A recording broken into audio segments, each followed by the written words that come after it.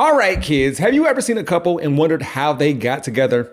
Not in a disrespectful way to either of them, but you question when they could have been in the same room at the same time. Any room, let alone the bedroom. And that could include the boardroom, because a rich person with a poor person, a tall person with a short person, a slim person with a thick person, and an ugly person with a good-looking person don't seem to go together.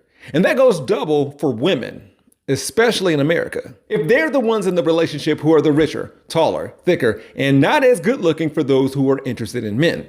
This is sometimes called mismatched couples, and I think I just saw the worst case of this phenomenon yesterday. We had a meeting today that actually surprised me. He wants to see no crime. He wants to see housing being built. He wants to see rents coming down, all things that I agree with.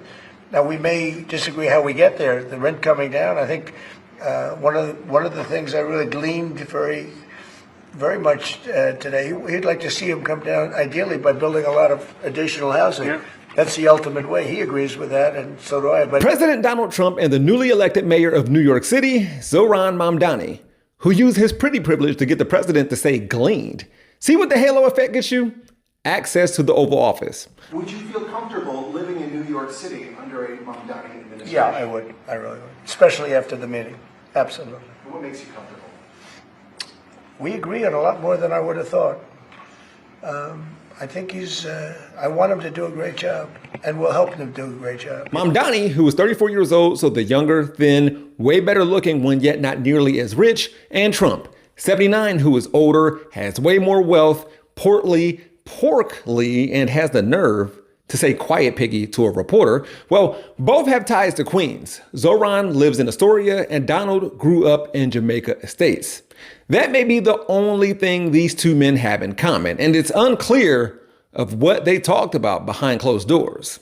But still, I think you really have a chance to make it great.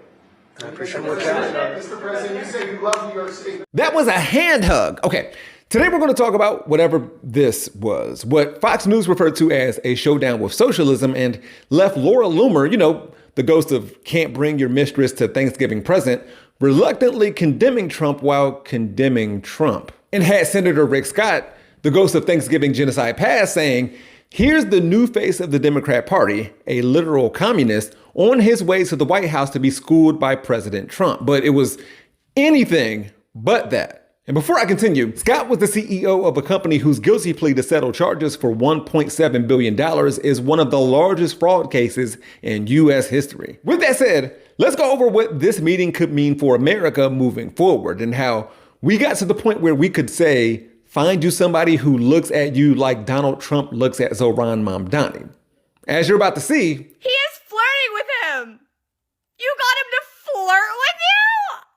So, this past Friday, November 21st, the mayor-elect visited the White House. Mamdani, who first called for the meeting, has said he would speak with the president on addressing the high cost of living in New York. Zohran famously and effectively campaigned on freezing the rent, making buses free, and making universal child care a reality. Meanwhile, Trump endorsed Mamdani's opponent, Andrew, I can't believe all of y'all voted for a brown guy, Cuomo. Keep in mind, it was just 2 months ago when our president said Mamdani, quote, is going to have problems with Washington like no mayor in the history of our once great city. Remember, he needs the money from me as president in order to fulfill all of his fake communist promises. He won't be getting any of it, so what's the point of voting for him? So, yeah, and Donald has said more and called Mamdani much worse. We don't need a communist in this country, but if we have one, I'm going to be watching over him very carefully on behalf of the nation. On November 5th, 2024, the American people reclaimed our government. We restored our sovereignty.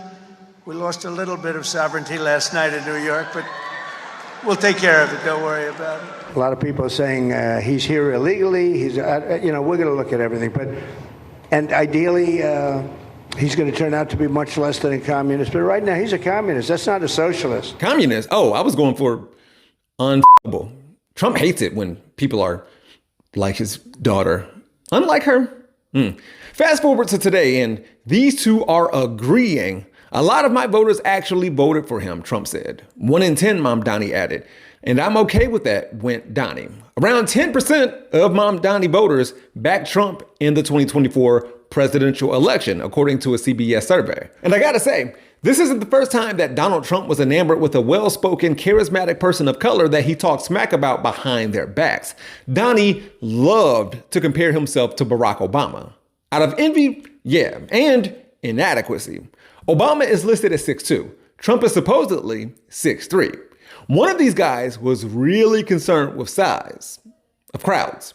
I guess, to give him credit, 45-47 knows where he comes up short. So one thing with Obama, I had zero respect for him as a president, but he would bop down those stairs. I've never said, da-da-da-da-da-da, pop, pop, pop. He'd go down the stairs, wouldn't hold on. I said, it's great. I don't want to do it. I guess I could do it. But eventually, bad things are going to happen. And it only takes once. It's amazing how Republicans and Democrats alike can go from saying their opponent isn't American or is bad for America or a threat to democracy or their fathers killed JFK, their wives are ugly, then work for them or get assigned to their cabinet, smile in their faces, shake their hands, and exchange pleasantries when a former commander-in-chief dies. Off the top, you mentioned the Carter funeral today.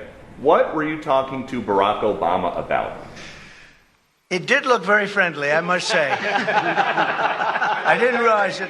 I didn't realize it, how friendly it looked. I saw it on your wonderful network just a little while ago before I came in, and I said, boy, they look like two people that like each other, and we probably do. And to some degree, that's what we're getting here from Mamdani when it comes to Trump with this newfound love fest. Don't get me wrong, Zohran addressed him directly in his mayoral victory speech. He said, among other things, so hear me, President Trump, when I say this, to get to any of us, you will have to go through all of us, along with this reference to KRS-One.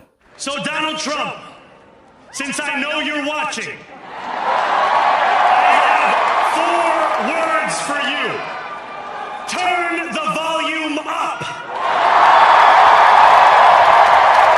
How do you respond to that? Does that affect anything you're going to do? It's a very dangerous statement for him to make, actually. He has to be a little bit respectful of Washington, because if he's not, he doesn't have a chance of succeeding. Doesn't surprise me that the man who plays Fortunate Son at his rallies, without knowing that song is about people like him and his supporters like Rage Against the Machine, even though they have no idea what machine is being raged against, calls what Zohran said dangerous. And if you're wondering why a leftist progressive such as myself is giving Mamdani a pass for working with Trump, well, Donald came out of their meeting smiling and talking about affordability and groceries, which he has done before, sure.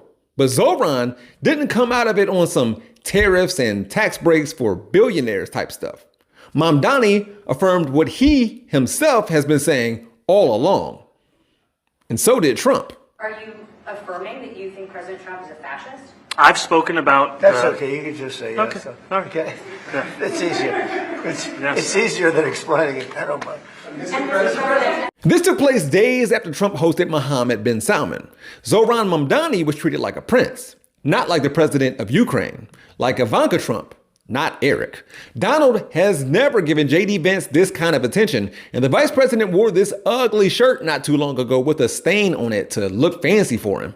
Trump posted pictures of himself with Mamdani, one of Zohran by himself. And of course, Democrats at the national level are going to take the wrong lesson from this. Just showing this from the Hill right now. This is a measure to condemn socialism. The vote is still being tabulated. But of note, the 4 leading Democrats in the House voted with Republicans to condemn socialism. Representative Hakeem Jeffries is one of those 86 House Democrats. He probably took that damn bat with him to vote. Look, if the Chuck Schumer part of the party doesn't believe that Zohran Mamdani is the future of Democrats, okay. Will they at least leave the moderate centrism in the past? Trump is endorsing Mamdani's ideas before Schumer did. When someone called Zohran a jihadist, Trump said he was a rational person and probably caressed his arm. He's flirting with him? It is inevitable that there will be a Trumper out there trying to cope who saw this meeting as Mamdani bending the knee or kissing the ring, or Trump being nice for now, but playing 4D chess. And this is Trump the day after their meeting. Who influenced who? And all you got to do is listen to MAGA Did Zohran sound anything like this? American politicians feel like they have to be the world's police and they feel like they have to be the world's daddy. And that's not why we elected you, damn it. You know, we elected you to be daddy here, to care for your children, which are American. Around that same time, Representative Marjorie Taylor Greene posted a video where she resigned from her post. It's all so absurd and completely unserious. I refuse to be a battered wife, hoping it all goes away and gets better, she said. Her last day in the House will be January 5th, 2026. Is there going to be a pivot to Democrat in her future? Doubtful, yet I hope that's more likely than a Zohran heel turn to the right. Mamdani isn't even my mayor, and I watch him more than I watch my own. There's going to be a special election for someone to finish out MTG's term, and Marge is one of a record 40 House members and 10 senators who have indicated they do not plan to return to their seats after the 2026 election, joining a number of lawmakers who are retiring or running for a different office. That plus the affordability issue, which the GOP made worse, featuring groceries. An old-fashioned word that Trump thinks he invented, should equal the Republicans being dominated in the midterms next year. Thanksgiving is around the corner, and conservative media is giving tips and tricks on how to make ends meet. Remember, if you do want to do another protein like beef, the price is still up. It's about, I believe, 5 times the price that it was last year. So just keep that in mind. Maybe you're hitting the grocery store this weekend. Turkey is probably your best bet. Just stick to the one. I'll send it back to you guys. You know what I'm going to say? Tofurkey. There we go, Kelly. Trump invited Al-Qaeda to the White House on Veterans Day, I think, and that should let y'all all know how he feels about Muslims versus money. And I don't remember the right tying Islam to terrorism at that time, but Mamdani was going to deliver 9/11 Part 2, according to them. And Cuomo. Trump flailed when asked about Jamal Khashoggi then. His poll numbers are trash right now. Members of his party joined Democrats in order to release the Epstein files. Whatever the opposite of momentum is, Trump and the GOP has that, and yet Donald still found a way to gush at a proud Democratic socialist who wouldn't mind taking a train to Washington. I joke about people not liking leftists and us not liking ourselves all the time. However, maybe the lesson learned here so far isn't for Democrats or liberals, but progressives. Be charismatic, resolute, confident in your convictions. Convince them that our ideas are their ideas. They'll take credit for them when they work. And we'll be mismatched when we couple with them and their values and beliefs. Sure, but most of all, be extremely fuckable. You and your significant other. Be unattainable, yet approachable.